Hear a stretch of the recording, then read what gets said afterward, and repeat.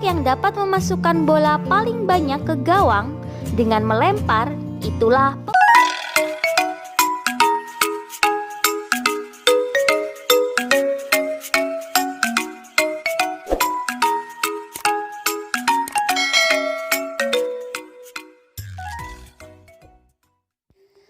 Bismillahirrahmanirrahim.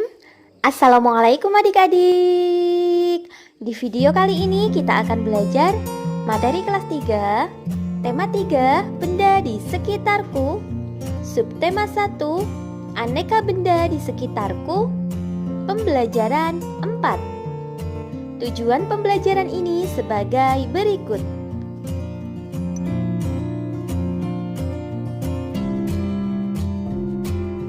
Plastik, solusi dan masalah. Perhatikan benda-benda yang ada di rumahmu. Sebutkan benda-benda yang terbuat dari plastik. Ternyata sangat banyak alat rumah tangga yang terbuat dari plastik. Mulai dari ember, gayung, sampai sendok sayur. Kantong kemasan dan botol air minum juga terbuat dari plastik. Sekarang ini banyak sekali benda berbahan dasar plastik. Mengapa? Karena plastik murah dan tahan lama.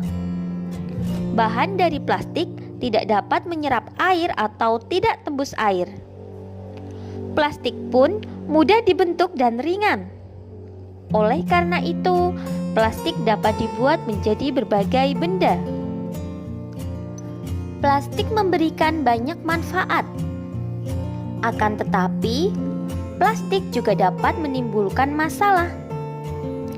Plastik membutuhkan waktu yang lama untuk terurai secara alami, sekitar puluhan bahkan ratusan tahun. Perhatikan tabel berikut. Coba bandingkan waktu yang dibutuhkan plastik untuk terurai secara alami.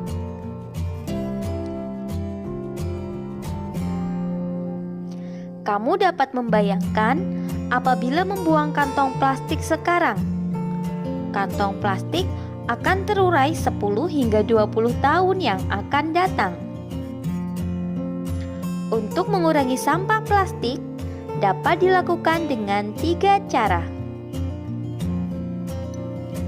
Reduce atau mengurangi, reuse atau menggunakan kembali, dan recycle atau mendaur ulang. Reduce adalah mengurangi penggunaan plastik. Contohnya ketika belanja.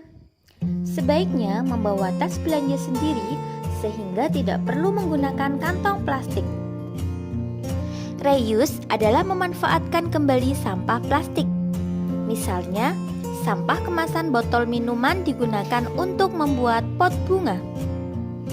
Recycle adalah daur ulang sampah plastik. Biasanya dilakukan di pabrik. Sampah plastik diolah menjadi barang baru yang dapat dimanfaatkan lagi. Kamu dapat membantu proses daur ulang dengan mengumpulkan dan mengelompokkan sampah plastik. Sampah plastik tidak dicampur dengan sampah lainnya. Berikan sampah plastik kepada pemulung atau petugas kebersihan. Merekalah yang akan membawanya ke pabrik daur ulang sampah. Gunakan plastik dengan bijak agar bumi selamat.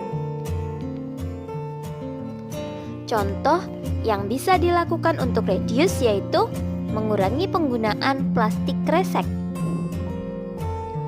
Untuk reuse yaitu menggunakan kotak biskuit untuk tempat makanan. Sedangkan contoh untuk recycle yaitu nyam plastik makanan untuk dibuat tas belanja. Amatilah lingkungan di sekolahmu. Banyakkah sampah plastik dari kantong kemasan makanan dan minuman? Catatlah hasil pengamatanmu, berikan tanda centang jika kamu menemukannya. Apabila kamu belajar di rumah, lakukan pengamatanmu di lingkungan rumahmu. Lalu, Ceritakan hasil pengamatanmu secara tertulis. Perhatikan penggunaan huruf besar dan tanda baca yang tepat. Bermusyawarahlah bersama seluruh teman di kelasmu. Jika kamu belajar di rumah, bermusyawarahlah bersama keluargamu. Musyawarah tentang cara mengurangi sampah plastik di sekolah atau di rumah jika kamu belajar di rumah. Tuliskan hasil musyawarah pada kolom berikut. Selanjutnya, jawablah pertanyaan-pertanyaan berikut.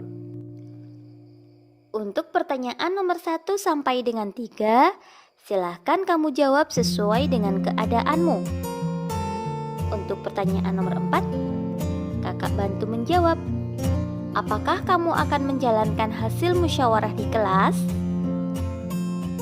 Tentu ya, karena hasil musyawarah merupakan sebuah kesepakatan bersama, sehingga hasil musyawarah harus dilaksanakan demi kepentingan bersama.